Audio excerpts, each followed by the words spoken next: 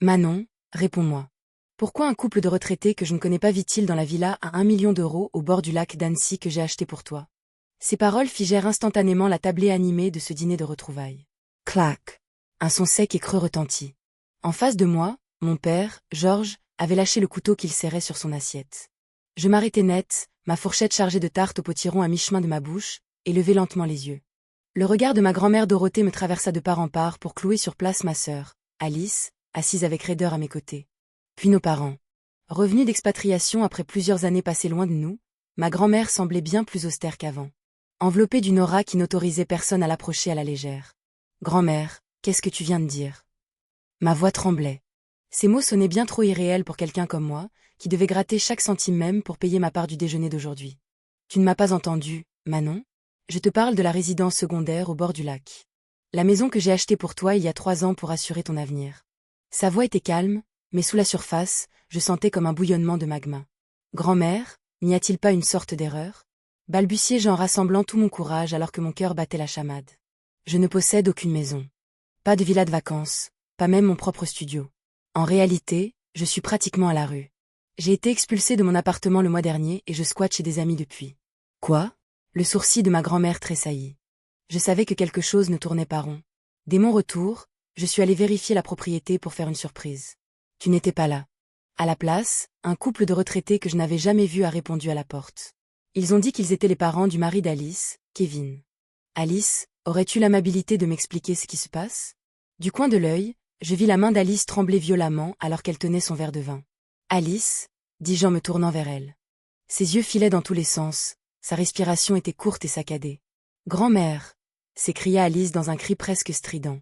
Ce doit être une erreur. Tu as dû te tromper d'adresse. Il y a beaucoup de maisons similaires dans le quartier, et tu viens de rentrer. Tu dois être épuisée par le voyage. C'est exact, maman, intervint ma mère, Sandrine. Des perles de sueur perlaient sur son front. C'est juste le décalage horaire. Tes souvenirs s'embrouillent.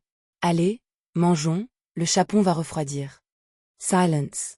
Le cri de ma grand-mère s'abattit sur les paroles de ma mère comme un coup physique. Malgré son âge, sa voix était si puissante que tout le monde à table sursauta. Mon esprit ne me trahit pas encore.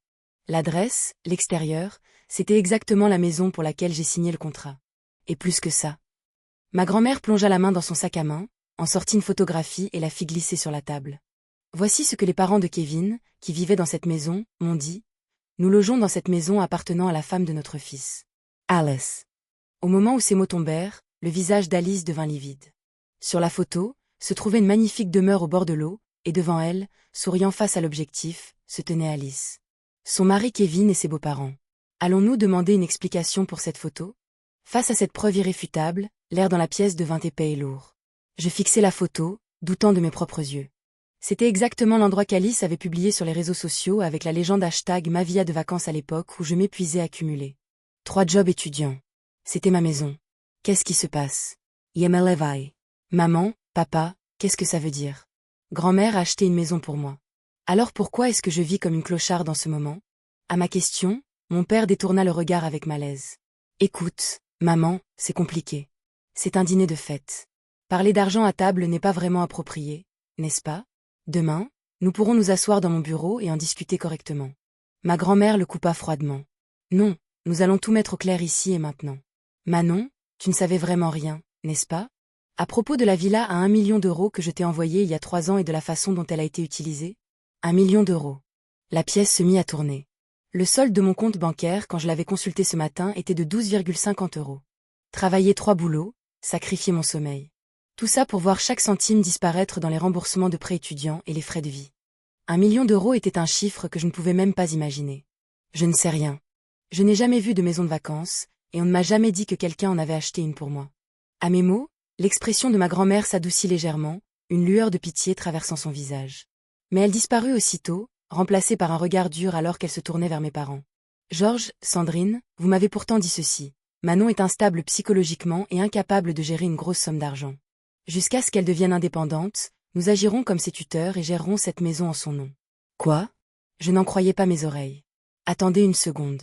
Papa, maman, quand est-ce que j'ai été instable psychologiquement? J'ai été major de ma promotion et j'ai travaillé avec acharnement depuis. Je ne vous ai jamais causé de problème, pas même une seule fois. Manon, calme-toi, dit ma mère d'une voix basse. Il n'y avait aucune inquiétude dans ses yeux, seulement un avertissement qui disait « Ne dis rien d'inutile. Tu es surexcité en ce moment. Tu vois, c'est exactement ce que je veux dire par instable. Ne t'avise pas de dire ça. » Je bondis sur mes pieds. Ma chaise bascula derrière moi dans un grand fracas. Je suis parfaitement normale. C'est vous qui êtes malade. Quand je ne pouvais pas payer mon loyer, vous me disiez que je ne faisais pas assez d'efforts et qu'il fallait que je sois indépendante. N'est-ce pas? Et pourtant, dans mon dos, vous avez donné une maison en mon nom à Alice. Manon, comment oses-tu parler ainsi à tes parents? Cria mon père en frappant du poing sur la table. Nous l'avons fait pour ton propre bien. Tu n'as pas la capacité de gérer des actifs, alors nous les avons confiés à Alice. Pour mon propre bien. L'absurdité de tout cela me laissa trop anéanti même pour pleurer. Oh, tais-toi un peu. Hurla Alice. Oh, une femme banale et ennuyeuse comme toi ne mérite pas une maison aussi magnifique. Nous l'utilisions simplement à bon escient. Tu devrais nous remercier. Alice, tu... Ma vision se brouilla de frustration. Mon corps entier tremblait de rage. C'est ça la famille? Est-ce ainsi que les gens liés par le sang agissent entre eux? Ça suffit. La voix de ma grand-mère trancha net dans le brouhaha des cris. Elle se leva lentement, s'appuyant sur sa canne, et marcha vers moi. Puis elle posa doucement sa main sur mon épaule tremblante. Manon a raison. Vous êtes tous pourris. Complètement pourris jusqu'à la moelle. Maman, tu vas trop loin, dit mon père, le visage déformé. Nous avons tout fait pour le bien de la famille. Ma grand-mère le regarda froidement. Il n'y a pas de famille ici. Il n'y a que des hyènes qui se sont nourries sur les biens de leur propre enfant. Ce soir, tout sera réglé. Elle sortit un smartphone de sa poche et appuya sur un numéro abrégé. Entrez, s'il vous plaît. Oui, maintenant. La porte d'entrée s'ouvrit, laissant entrer une rafale d'air froid nocturne ainsi qu'un homme. C'était Maître Vasseur, l'avocat personnel de ma grand-mère. Il portait une épaisse mallette. Madame Hansen, j'ai apporté tous les documents comme demandé, dit Maître Vasseur d'un ton professionnel, en déposant une lourde pile de papiers sur la table. Qu'est-ce que tout cela signifie? Mon père recula d'un pas, chancelant. Georges, Sandrine et Alice, déclara ma grand-mère. Je vais maintenant passer en revue chaque acte frauduleux que vous avez commis. Page par page. Ne pensez pas un instant que vous pourrez vous échapper. J'essuyai mes larmes et relevai la tête. La chaleur de la main de ma grand-mère me donnait de la force. C'est vrai. Ce n'était pas le moment de pleurer, et j'avais le devoir de leur faire face pour qu'ils subissent les conséquences qu'ils méritaient. Dans la pièce plongée dans un silence de mort, mon petit rire résonna. Je me levai lentement, abandonnant le masque de la victime effrayée que je portais jusqu'à présent. Feignant d'essuyer mes larmes avec ma serviette, je regardais ma famille avec des yeux froids et impitoyables. On peut arrêter la comédie, grand-mère. Oui, en effet, Manon. J'ai été très divertie, répondit ma grand-mère, se tenant fermement à mes côtés, sa canne frappant le sol. Mon père, ma mère et Alice étaient sans voix devant notre transformation soudaine. Hein? Manon, pourquoi ris-tu? Demanda ma mère d'une voix tremblante. Vous ne voyez pas? Vous avez été piégée, lui dis-je froidement. Je continuai sans pitié. Il y a une semaine, grand-mère m'a contacté. Pas par vous, mais par ma tante. Elle m'a dit, il semble que la famille intercepte mes lettres et t'isole délibérément. À partir de ce moment-là, nous avons tout su. Et c'est pourquoi nous avons mis en scène cette soirée, ce soi-disant dîner de retrouvailles. Nous attendions le moment où vous baisseriez votre garde pour confesser vos crimes de votre propre bouche. Quoi? Nous avons été manipulés? Mon père devint blême et tenta de se lever. Assieds-toi. Un seul mot de ma grand-mère le cloua sur sa chaise. Ce n'est pas fini. En fait, ça ne fait que commencer. Maître Vasseur, s'il vous plaît. Commençons-nous par l'acte de donation falsifié? L'analyse graphologique est terminée. Maître Vasseur fit glisser un document au centre de la table. C'était un relevé du registre immobilier. Cette propriété, la Villa du Lac, a été achetée à l'origine par Madame Hansen au nom de Manon Hansen. Cependant, le propriétaire enregistré actuel est Alice Thompson, sa sœur cadette. La date du transfert est le 15 octobre, il y a 3 ans. Le prix de vente était de 1 euro, une donation déguisée. 1 euro. C'était le prix de ma vie. Je fixai la date. Octobre il y a 3 ans. Le moment exact où j'avais terminé mes études et commencé à couler sous les remboursements de prêts et les factures. Le moment où ma vie avait commencé à dérailler. J'ai toujours su que quelque chose ne tournait pas rond, dis-je doucement. J'étais major de ma promo. J'avais des recommandations de professeurs et j'avais atteint les entretiens finaux dans plusieurs grandes entreprises.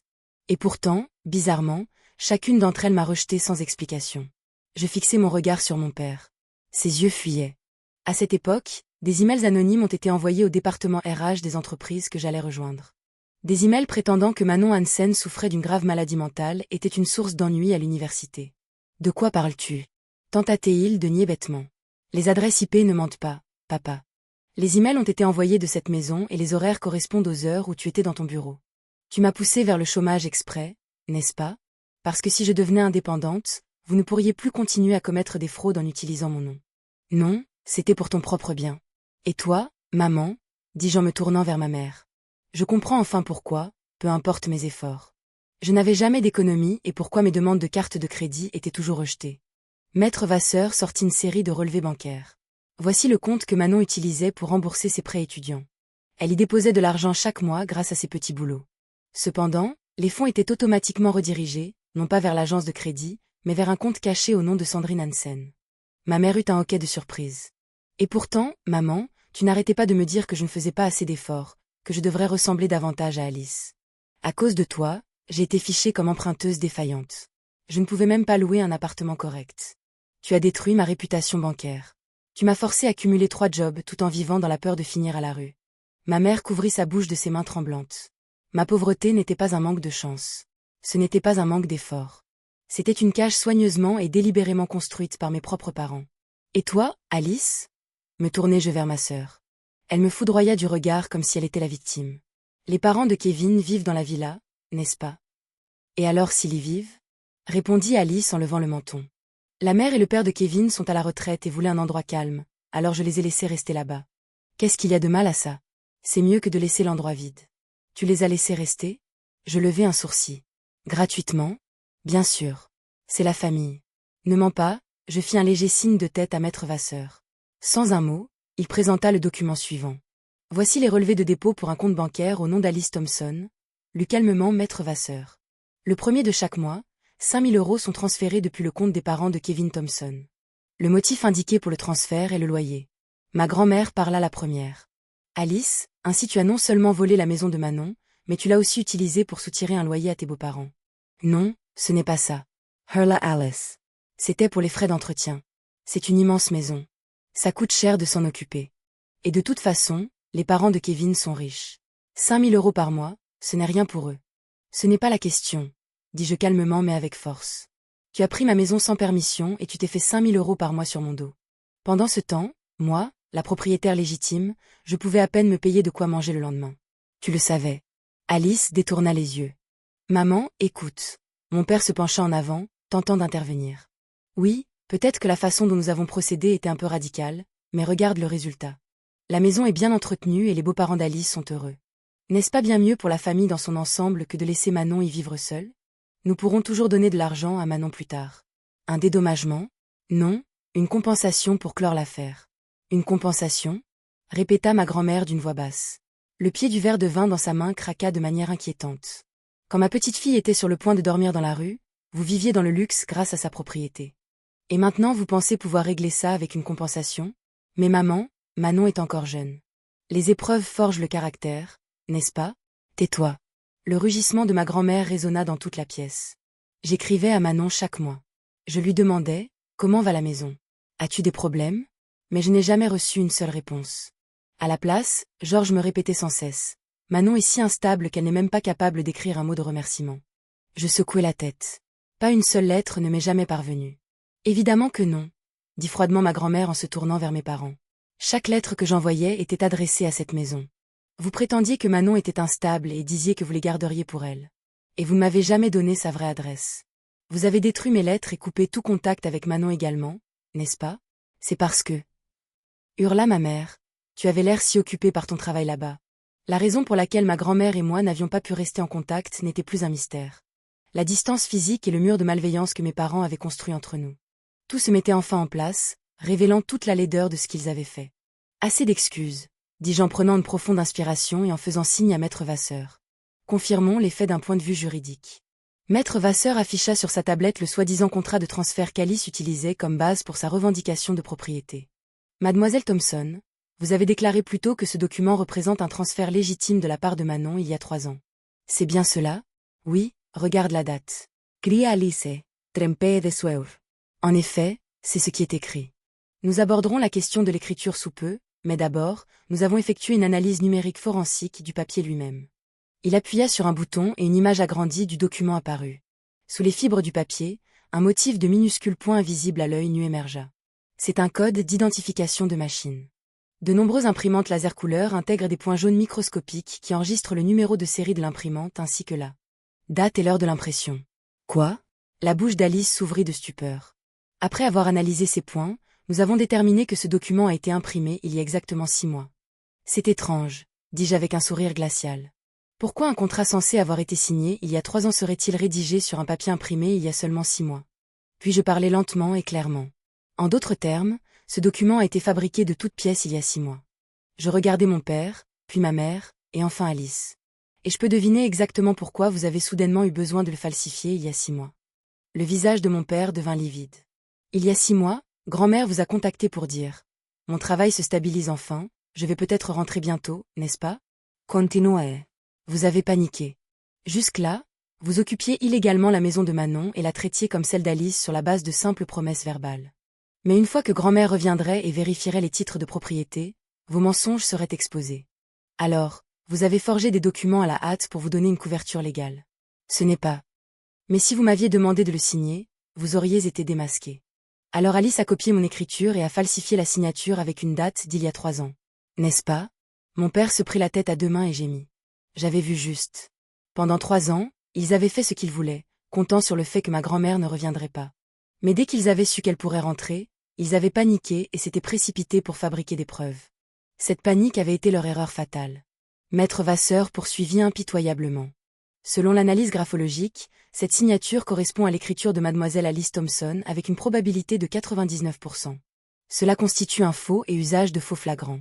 De plus, mademoiselle Thompson a prétendu faussement être la tutrice légale de Manon et a retiré 1 million d'euros du compte de Manon sous prétexte de frais d'entretien pour la maison de vacances.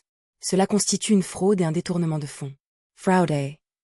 Alice commença à trembler de façon incontrôlable. La prison, ce n'est pas possible. Papa, dis quelque chose. C'est toi qui as dit que tant qu'on changeait la date, ça irait. Imbecile. Tais-toi. Cria mon père, mais il était bien trop tard. La police a déjà été prévenue, dit calmement maître Vasseur. Mademoiselle Thompson, des poursuites criminelles vont être engagées contre vous immédiatement. Non, non, non. Alice se prit la tête et éclata en sanglots. Papa m'a dit de le faire. Il a dit que Manon était stupide et qu'elle ne remarquerait jamais rien. Il m'a dit de copier sa signature. Je n'ai fait que ce qu'on m'a dit. Quoi? Alice, tu vends ton propre père. Rugit mon père. Mais c'est la vérité. Maman l'a dit aussi. Elle a ri en disant que de toute façon Manon ne pourrait jamais rembourser ses prêts, alors autant utiliser l'argent nous-mêmes. Alice, ne dis plus un mot. Hurla ma mère en se jetant sur elle. C'était d'une laideur insoutenable. Les mêmes personnes qui prêchaient les liens familiaux et l'amour quelques instants plus tôt se jetaient maintenant des accusations à la figure, essayant désespérément de rejeter la faute sur les autres. Ma grand-mère observa le spectacle avec des yeux froids et parla doucement. Ça suffit. À ces mots, les cris cessèrent instantanément. J'ai assez vu votre laideur. Ne souillez pas cette table davantage. Elle se tourna vers maître Vasseur. Maître Vasseur, la révision de mon testament est terminée, n'est-ce pas? Oui, madame Hansen. Maître Vasseur produisit un nouvel ensemble de documents. Voici le dernier testament. Il révoque totalement les droits d'héritage de George Hansen, Sandrine Hansen et Alice Thompson, ainsi que du conjoint d'Alice Thompson. Et désigne mademoiselle Manon Hansen comme unique héritière de l'intégralité de la fortune. L'intégralité de la fortune? Crièrent mes parents à l'unisson. Maman, s'il te plaît, attends. Tout sauf ça. Nous sommes désolés. Nous avons réfléchi à nos actes. S'il te plaît. Toute trace de fierté avait disparu. Il ne restait qu'un homme s'accrochant désespérément à l'argent. Ma mère suivit le mouvement. Je suis désolée, maman. J'ai eu un moment de faiblesse. Je ne recommencerai jamais. S'il te plaît, reconsidère ta décision. Depuis sa position dominante, ma grand-mère répondit d'une voix glaciale. Si vous voulez vous excuser, faites-le auprès de Manon. C'est elle la victime, pas moi. Les yeux de mes parents et d'Alice se tournèrent tous vers moi en même temps, implorants, flatteurs, et cachant toujours cette même présomption. Nous sommes la famille, donc elle nous pardonnera. Je levai lentement mon verre de vin et pris une gorgée. Puis je souris doucement. Non. Je n'ai aucune pitié. La seule chose que j'ai pour vous, c'est une facture. J'acceptai le dernier document de maître Vasseur. Ceci est une demande de restitution pour enrichissement sans cause au cours des 3 dernières années. Accompagné de dommages et intérêts pour préjudice moral. Le montant total dû est de 2 millions d'euros. Si le paiement n'est pas effectué d'ici demain, les poursuites pénales suivront immédiatement. 2 millions d'euros? Cria mon père. C'est impossible, nous n'avons pas cette somme. Alors vendez ce que vous avez, dis-je froidement. Votre maison, vos voitures, vos bijoux, et cette villa où vivent les parents de Kevin. Vous allez l'évacuer immédiatement. Non. Alice s'effondra au sol. Expulser les parents de Kevin, si je fais ça, il va divorcer. Ce n'est pas mon problème. C'est ton problème, Alice, l'a coupé-je froidement. Quand j'ai perdu mon emploi et que mon crédit a été détruit, est-ce que l'un d'entre vous s'est inquiété pour moi? Non. Vous vous êtes tous moqués de moi. Maintenant, c'est à votre tour de goûter à la même misère. À ce moment-là, on frappa lourdement à la porte de la salle à manger et 2 officiers de police entrèrent. Alice Thompson, veuillez nous suivre au poste. Non, aidez-moi. Je n'ai rien fait de mal. Hurla Alice alors qu'elle était emmenée de force. Ensuite, mes parents, encore sous le choc, furent également menottés. Manon, je suis désolée, Manon, sanglota ma mère en me regardant à travers ses larmes. J'ai eu tort. S'il te plaît, retire ta plainte. Adieu, maman, dis-je sans détourner le regard. Tu auras tout le temps de compter tes rides en prison. Tu vas en avoir pas mal. Alors que les sirènes de police s'éloignaient dans le lointain, il ne restait plus que ma grand-mère. Maître Vasseur et moi dans la vaste salle à manger. Je lâchai un long soupir. Ce n'était pas de l'épuisement. C'était du soulagement. Comme si une malédiction avait enfin été levée. C'est fini, grand-mère. Oui, c'est fini, dit-elle doucement, en me serrant dans ses bras. Non, en fait ce n'est pas tout à fait exact. C'est ici que tout commence. Ta vraie vie. Une année s'est écoulée depuis cette nuit-là. Je me tiens maintenant sur le pont en bois de la Villa du Lac. Cet endroit est véritablement le mien. Alice, son mari et ses beaux-parents ont été expulsés de force dans les 72 heures suivant cette soirée. Ses beaux-parents ont prétendu qu'on leur avait dit que la maison appartenait à leur belle-fille et qu'ils étaient eux aussi des victimes. Cependant, comme ils y avaient vécu en sachant que le loyer était suspectement bas et que le contrat était bancal, ils ont été interrogés comme complices potentiels. Alice a été condamnée à 3 ans de prison et est actuellement incarcérée. Elle a divorcé de Kevin et a été complètement ruinée par les dommages et intérêts et les frais de justice. Mes parents ont perdu toute crédibilité sociale et ont été reniés par toute la famille. L'entreprise de mon père a fait faillite et j'ai entendu dire qu'ils survivent maintenant dans un petit appartement minable. Mais je ne connais même pas leurs coordonnées, et je ne veux pas les connaître. Quant à moi, j'ai lancé une nouvelle activité dans cette maison paisible, du conseil en ligne, de la planification financière et du soutien aux victimes. Quand j'ai commencé à partager ma propre expérience traumatisante, la réponse a été impressionnante. Avant même que je m'en rende compte, mon emploi du temps était complet des mois à l'avance. Et mes revenus sont devenus des dizaines de fois supérieurs à ce que je gagnais quand je cumulais 3 boulots. Je ne dépends plus de personne. J'ai atteint une indépendance financière totale. Le week-end, ma grand-mère vient séjourner ici, et nous nous asseyons près de la cheminée, discutant et riant comme pour reconquérir les 3 années qui nous ont été volées. Un jour, en contemplant calmement le lac, elle m'a dit « Tu n'as pas seulement récupéré l'avenir qu'on t'avait pris. Par ton intégrité et ton courage, tu en as construit un encore plus brillant. C'est ma maison, l'endroit que je protège, l'endroit que j'aime. Je suis heureuse, grand-mère, ai-je dit du plus profond de mon cœur.